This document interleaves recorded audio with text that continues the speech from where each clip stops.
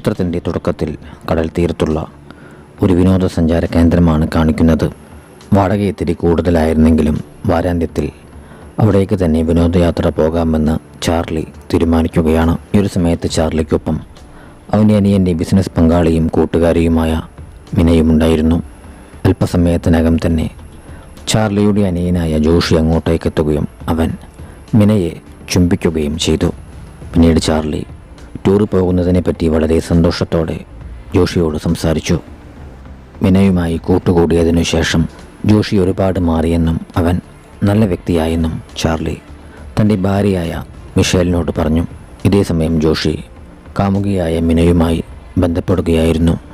പിറ്റേന്ന് അവർ 4 പേരും ചേർന്ന് കടൽ തീരത്തുള്ള ആ ഒരു ടൂറിസ്റ്റ് പ്ലേസിലേക്ക് ചെല്ലുകയാണ്. അവിടേക്ക് ജോഷി തൻ്റെ നായയെ കൂടി കൊണ്ടുവന്നിരുന്നത് ചാർലിക്ക് ഇഷ്ടപ്പെട്ടിരുന്നില്ല. ഈ ഒരു സമയത്ത് ആ ടൂറിസ്റ്റ് പ്ലേസിൽ ആരും തന്നെ ഉണ്ടായിരുന്നില്ല. പിന്നീട് ടൈലർ എന്ന കെയർ ടേക്കർ അവിടേക്കെത്തി. മിനയും ഈ ഒരു വീട് വാടകയ്ക്ക് എടുക്കാനായി ശ്രമിച്ചിരുന്നെങ്കിലും അവളുടെ അപേക്ഷ റിജക്റ്റ് ചെയ്യപ്പെട്ടിരുന്നു. എന്നാൽ ചാർലിക്ക് അയാൾ വീട് അനുവദിച്ചിരുന്നു. അതിൽ നിന്നും അയാളൊരു വംശീയവാദിയാണോ എന്ന് ജോഷിക്ക് സംശയമായി. ടൈലർക്ക് ഇഷ്ടമാകില്ല എന്നറിയാവുന്നതുകൊണ്ട് അവർ തങ്ങളുടെ നായയെ അയാളിൽ നിന്നും മറച്ചുവെച്ചു. തൻ്റെ അപേക്ഷ റിജക്റ്റ് ചെയ്ത ടൈലറുടെ സംസാര രീതിയും പെരുമാറ്റവും മിനയ്ക്ക് തീരെ അങ്ങ് ഇഷ്ടപ്പെട്ടിരുന്നില്ല. ഇത് തൻ്റെ അനിയൻ്റെ പ്രോപ്പർട്ടിയാണെന്നും നോക്കി നടത്തുന്നത് താനാണെന്നും ടൈലർ അവരോട് പറഞ്ഞിരുന്നു.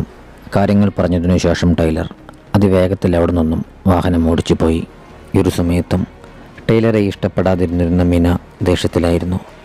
തമാശകളെല്ലാം പറഞ്ഞ് ജോഷി അവളെ ശാന്തയാക്കി. ബെഡ് വൃത്തിയാക്കുന്ന സമയത്ത് അതിൽ എന്തോ ചെളി പുരണ്ടിരിക്കുന്നത് മിഷേൽ ശ്രദ്ധിച്ചിരുന്നു. ഈ ഒരു സമയത്ത് ജോഷി പുറത്ത് തൻ്റെ നായയെ കളിപ്പിച്ചു കൊണ്ടിരിക്കുകയായിരുന്നു. പിന്നീട് ജോഷ് ആ വീടിൻ്റെ ബേസ്മെൻറ്റിലായി ചെറിയൊരു വാതിൽ കാണാനിടയായി. ഈ ഒരു സമയത്ത് മിനയും അവൻ്റെ പക്കലേക്ക് എത്തിയിരുന്നു.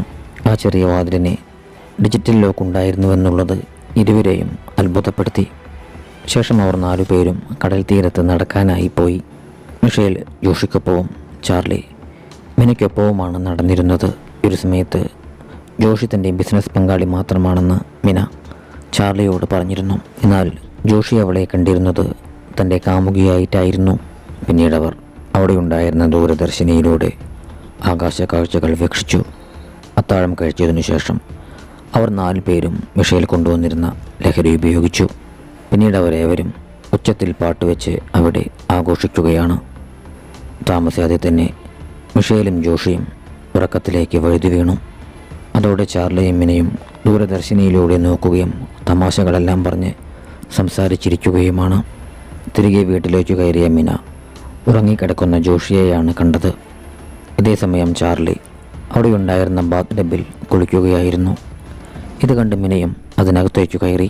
ഇരുവരുടെയും സംസാരം റൊമാൻറ്റിക് മോഡിലേക്ക് വഴിമാറി.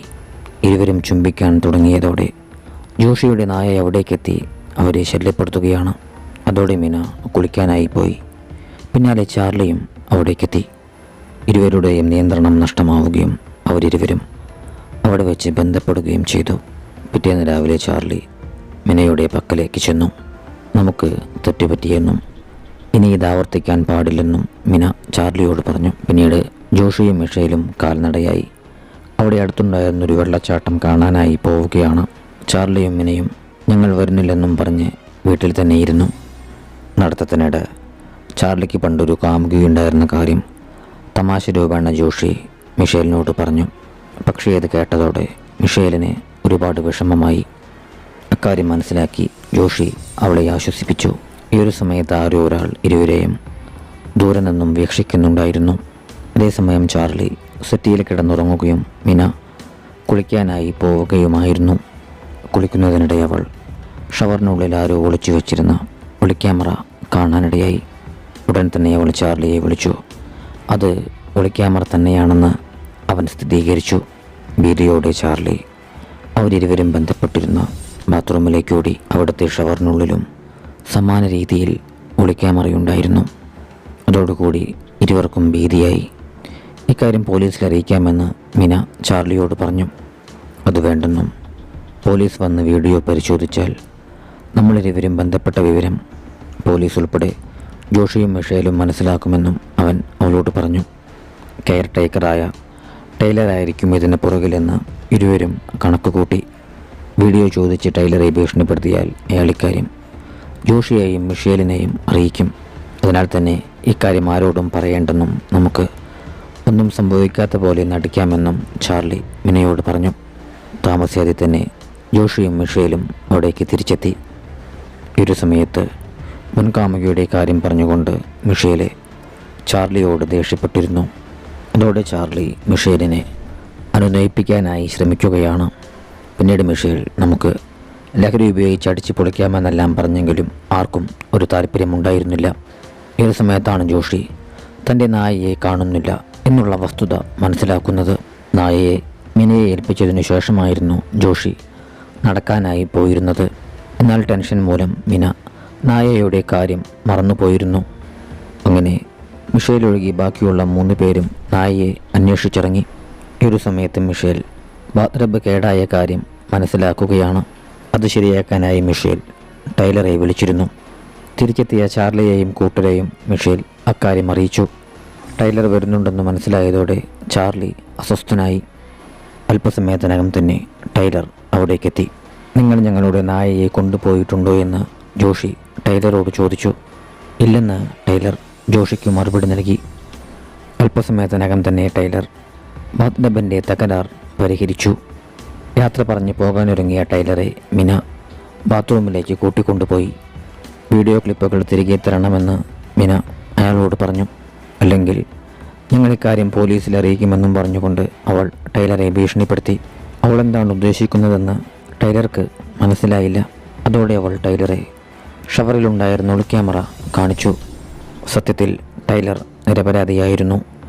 ആ സംഭവവുമായി ടൈലർക്ക് യാതൊരു ബന്ധവും ഉണ്ടായിരുന്നില്ല.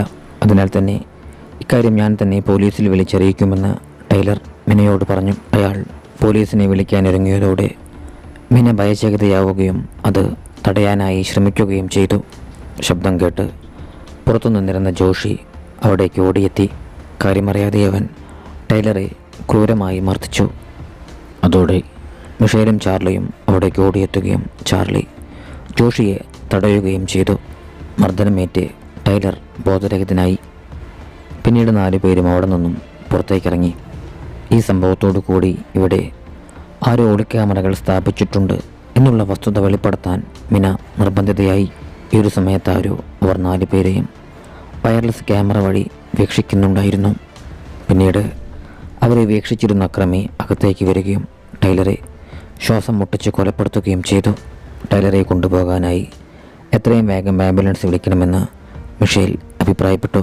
എന്നാൽ തങ്ങളുടെ കള്ളക്കളി പുറത്താകുമെന്നുള്ള ഭീതി മൂലം ചാർലി അതിനു സമ്മതിച്ചില്ല. പിന്നീട് അവരകത്തേക്ക് ചെന്ന് ടൈലറെ പരിശോധിച്ചു. അതിൽ നിന്നും അവൻ മരിച്ചെന്നുള്ള വസ്തുത ഏവരും ഭീതിയോടെ മനസ്സിലാക്കുകയാണ്. നമുക്കിക്കാര്യം പോലീസിൽ അറിയിക്കാമെന്ന് മിഷേൽ അഭിപ്രായപ്പെട്ടു. കോളേജിൽ പഠിക്കുന്ന കാലത്ത് ജോഷി ഒരാളെ കൊന്ന് ജയിൽ ശിക്ഷ അനുഭവിച്ചിട്ടുള്ളയാളാണ്.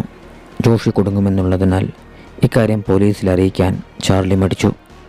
ടൈലറിൻ്റെ മരണം ഒരപകട മരണമാക്കി മാറ്റാമെന്ന് ചാർലിയും കൂട്ടരും തീരുമാനിക്കുകയാണ്. പക്ഷേ മിഷേൽ അതിനെ എതിർത്തു. ഇക്കാര്യം പോലീസിൽ അറിയിക്കണമെന്നു തന്നെയായിരുന്നു അവളുടെ നിലപാട്. ചാർലിയും കൂട്ടരും ചേർന്ന് മുറിയിലുണ്ടായിരുന്ന ടൈലറുടെ രക്തം തുടച്ച് വൃത്തിയാക്കി. ഇതേസമയം മിഷേൽ അവിടെ നിന്നും തിരികെ പോകാനായി തൻ്റെ ബാഗ് പാക്ക് ചെയ്യുകയായിരുന്നു. ചാർലിയും കൂട്ടരും ചേർന്ന് ടൈലറുടെ മൃതദേഹം അപകട മരണമാണെന്ന് വരുത്തി തീർക്കാനായി പാറയുടെ മുകളിൽ നിന്നും താഴേക്കിട്ടു. ശേഷം അവരേവരും ചേർന്ന് സംശയം തോന്നാതിരിക്കാനായി വലിയൊരു പാറക്കല്ലെടുത്ത് ടൈലറുടെ മുഖത്തേക്കെറിഞ്ഞു. പിന്നീട് ജോഷി താഴേക്കിറങ്ങി പാറയിൽ കിടന്നിരുന്ന ടൈലറുടെ മൃതദേഹം കടലിലേക്ക് ഒഴുക്കിവിട്ടു. ഇതേസമയം വീട്ടിലായിരുന്ന മിഷേൽ ഷവറിൽ നിന്നും വെള്ളം വരുന്ന ശബ്ദം കേൾക്കുകയാണ്. ബാത്റൂമിൽ പോയി പരിശോധിച്ചെങ്കിലും ശബ്ദം വന്നിരുന്നത് അവിടെ നിന്നുമായിരുന്നില്ല. അന്വേഷണത്തിനൊടുവിൽ അവൾ ശബ്ദത്തിൻ്റെ ഉറവിടം കണ്ടെത്തി. ആ ശബ്ദം കേട്ടിരുന്നത് അവിടെയുണ്ടായിരുന്ന TV-യിൽ നിന്നുമാണ്. ആ TV-യിൽ അക്രമി അയാൾ ഒളിക്യാമറ വെച്ച് റെക്കോർഡ് ചെയ്തിരുന്ന ചാർലിയും മിനയും ബന്ധപ്പെടുന്ന വീഡിയോ പ്ലേ ചെയ്തിരിക്കുകയാണ്. ആ ഒരു വീഡിയോ കണ്ട് മിഷേൽ ആകെ തകർന്നുപോയി. ഇതേസമയം ചാർലിയും കൂട്ടരും കടൽ തീരത്തു നിന്നും വീട്ടിലേക്ക് തിരികെ വന്നുകൊണ്ടിരിക്കുകയായിരുന്നു. ഈ ഒരു സമയത്ത് അവർക്ക് പുറകെയായി അക്രമിയുണ്ടായിരുന്നെങ്കിലും അവർ ആ ഒരു അക്രമിയെ കണ്ടിരുന്നില്ല. തിരികെ എത്തിയ ചാർലി കണ്ടത് കാറുമായി അവിടെ നിന്നും തിരിച്ചു പോകുന്ന മിഷേലിനെയാണ്. ചാർലി കാറിന് പുറകെയോടി എന്തു പറ്റിയെന്ന് അവളോട് ചോദിച്ചു. ചാർലിയും മിനയും ബന്ധപ്പെടുന്ന വീഡിയോ താൻ കണ്ടുവെന്ന് അവൾ ചാർലിയോട് പറഞ്ഞു. പക്ഷേ അത് എങ്ങനെയാണെന്ന് വെളിപ്പെടുത്താതെ മിഷേൽ കാറുമായി മുന്നോട്ട് പാഞ്ഞു. ചാർലി മിനയുടെയും ജോഷിയുടെയും പക്കലേക്ക് ചെന്ന് അത് വയർലെസ് ക്യാമറയാണെന്നും ദൃശ്യങ്ങൾ ഇവിടെ തന്നെ ഉണ്ടാകുമെന്നും അവരെ അറിയിച്ചു. ആദ്യം നമുക്ക് ദൃശ്യങ്ങൾ കണ്ടെത്തണമെന്നും അതിനുശേഷം ഇവിടെ നിന്നും രക്ഷപ്പെടുന്ന കാര്യം ആലോചിക്കാമെന്നും ചാർലി അവരോട് പറഞ്ഞു. വിഷമത്തോടെ തിരിച്ചു പോകുന്നതിനിടെ പൊടുന്നനെ മിഷേലിൻ്റെ കാറിൻ്റെ ടയർ പൊട്ടി. പുറത്തിറങ്ങി പരിശോധിച്ചവർക്ക് ആരോ ട്രാപ്പ് വെച്ച് മനഃപൂർവ്വം ടയർ പൊട്ടിച്ചതാണെന്ന് മനസ്സിലായി. അതോടെ ഭീതിയോടെ മിഷേൽ കാറിലേക്ക് തിരികെ ഓടിക്കയറി. ഇക്കാര്യം ചാർലിയെ അറിയിച്ച് തന്നെ രക്ഷിക്കണമെന്നും പറഞ്ഞുകൊണ്ട് അവൾ ചാർലിക്ക് മെസ്സേജ് അയച്ചു. ഈ ഒരു സമയത്ത് അങ്ങോട്ടേക്ക് എത്തിയിരുന്ന അക്രമി കാറിൻ്റെ ഗ്ലാസ് തകർത്ത് അവളെ പിടികൂടി. ക്യാമറകളുടെ സ്റ്റോറേജ് തിരയുന്നതിനിടയിൽ ചാർലി മിഷേലിൻ്റെ മെസ്സേജ് കാണാനിടയായി. ഉടൻ തന്നെ അവൻ മിഷേലിനെ അന്വേഷിച്ച് അവളുടെ പക്കലേക്ക് ചെല്ലുകയാണ്. മിഷേലിൻ്റെ കാറിനിടയിലേക്ക് എത്തിയ ചാർലി അവളെ ഫോണിൽ വിളിച്ചു. മിഷേലിൻ്റെ ഫോൺ റിങ് ചെയ്തിരുന്നത് തൊട്ടടുത്തായി ഉണ്ടായിരുന്ന കുറ്റിക്കാട്ടിൽ നിന്നുമായിരുന്നു. അങ്ങനെ ചാർലി പതിയെ ശബ്ദം കേട്ട ഭാഗത്തേക്ക് നീങ്ങി. അവിടെ എത്തിയ ചാർലിക്ക് മിഷേലിൻ്റെ മൃതശരീരമാണ് കാണാനായി സാധിച്ചത്. പൊടുന്നനെ ആ ഒരു സൈക്കോ കില്ലർ അവന് നേരെ ചാടി വീഴുകയും അവനെ നിഷ്കരണം കൊലപ്പെടുത്തുകയും ചെയ്തു. ഇതേസമയം ജോഷിയും മിനയും ബേസ്മെൻറ്റിലുള്ള ഡിജിറ്റൽ ലോക്കുള്ള വാതിൽ തുറക്കാനായി ശ്രമിക്കുകയായിരുന്നു. അല്പസമയത്തെ പരിശ്രമത്തിനു ശേഷം അവരത് തുറന്ന് പരിശോധിച്ചെങ്കിലും അതിനുള്ളിൽ ഒന്നും തന്നെ ഉണ്ടായിരുന്നില്ല. അതോടെ അവരിരുവരും തിരികെ വീടിനകത്തേക്ക് നടക്കുകയാണ്. പുറകിലായി നടന്നിരുന്ന ജോഷിക്ക് ഈ സമയത്ത് ഒരു വോയിസ് മെസ്സേജ് വന്നു. ബന്ധപ്പെട്ട വിവരം മറ്റാരോടും പറയരുതെന്നുള്ള ചാർലിയുടെയും മിനയുടെയും സംഭാഷണമായിരുന്നു അത്. ഇതേപ്പറ്റി അവൻ മിനയോട് ചോദിച്ചെങ്കിലും അവൾ ഒഴിഞ്ഞു മാറാനായി ശ്രമിക്കുകയാണ്. അതോടെ അക്രമി അവരിരുവരും ബന്ധപ്പെടുന്ന വീഡിയോ കൂടി ജോഷിക്ക് അയച്ചു കൊടുത്തു. ആ ഒരു വീഡിയോ കണ്ടതോടെ ജോഷി കോപാകുലനായി. ഈ ഒരു സമയത്ത് അക്രമി വാതിൽ തുറക്കുന്ന ശബ്ദം കേട്ട് അത് ചാർലിയാണെന്ന് തെറ്റിദ്ധരിച്ച് ദേഷ്യത്തോടെ ജോഷി വാതിലിനരികിലേക്കോടി. എന്നാൽ അക്രമി അവനെ തലയ്ക്കടിച്ച് വീഴ്ത്തുകയാണ്. ശബ്ദം കേട്ട് മീന താഴേക്കിറങ്ങി വന്നു. ഈ ഒരു സമയത്ത് അവൾ അവിടേക്ക് വന്നിരുന്ന അക്രമിയെ ഭീതിയോടെ കാണുകയാണ്. അവൾക്കരികിലേക്ക് പാഞ്ഞെടുത്ത അക്രമിയെ മൃതപ്രാണനായി കിടന്നിരുന്ന ജോഷി തടയാനായി ശ്രമിച്ചു. അതോടെ അക്രമി ജോഷിയെ നിഷ്കരണം തലക്കടിച്ച് കൊലപ്പെടുത്തി. ഭയന്നുറച്ച മീന വീട് വിട്ട് പുറത്തേക്കിറങ്ങിയോടി. രക്ഷപ്പെടാനായി കാട്ടിലൂടെ ഓടിയിരുന്ന അവളെ അയാൾ പിന്തുടരുകയാണ്.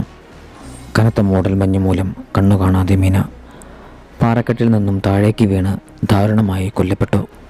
അവൾ മരിച്ചെന്ന് ഉറപ്പാക്കിയതിനു ശേഷം അക്രമി തിരികെ ആ ഒരു വീട്ടിലേക്ക് ചെന്നു. പിന്നീട് അയാൾ ആളുകളെ കൊല്ലാൻ ഉപയോഗിച്ചിരുന്ന ചുറ്റിക തിരികെ ടൂൾ ബോക്സിലേക്ക് വെച്ചു. പിന്നീട് അയാൾ വീട് വൃത്തിയാക്കുകയും ഒളിക്യാമറകളും മൈക്രോഫോണുകളും മാറ്റി സ്ഥാപിക്കുകയും ചെയ്തു.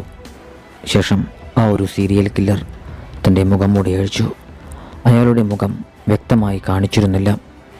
പിറ്റേന്ന് ആ ഒരു വീട്ടിലേക്ക് ജോഷിയുടെ നായ തിരികെ എത്തുകയാണ്. അക്രമിയ നായയെ ഇണക്കാൻ ശ്രമിച്ചെങ്കിലും നായ അയാളെ കണ്ട് ഭയപ്പെട്ടു. പിന്നീട് ആ ഒരു അക്രമി ഒരു സ്ത്രീയിൽ നിന്നും മറ്റൊരു വീട് വാടകയ്ക്ക് എടുക്കുകയാണ്. ശേഷം ആ അക്രമി ആരും അറിയാതെ ഒളിക്യാമറകളും മൈക്രോഫോണുകളും ആ വീട്ടിൽ സ്ഥാപിച്ചു. അയാൾക്കു ശേഷം ആ വീട്ടിലേക്ക് എത്തുന്ന ആളുകളെ കൊലപ്പെടുത്താൻ വേണ്ടിയായിരുന്നു ആ സീരിയൽ കില്ലർ ഇപ്രകാരം ചെയ്തിരുന്നത്. അങ്ങനെ അയാൾക്കു ശേഷം മറ്റൊരു ഫാമിലി അവിടേക്ക് വാടകയ്ക്കെത്തി. അക്രമി താൻ സ്ഥാപിച്ചിട്ടുള്ള ക്യാമറകൾ വഴി അവരെ നിരീക്ഷിക്കുകയും രാത്രിയിൽ അങ്ങോട്ടേക്ക് ചെന്ന് അവരെ കൊല്ലാനൊരുങ്ങുകയുമാണ്. ഈ ഒരു രംഗത്തോടു കൂടി ചിത്രം അവസാനിക്കുന്നു.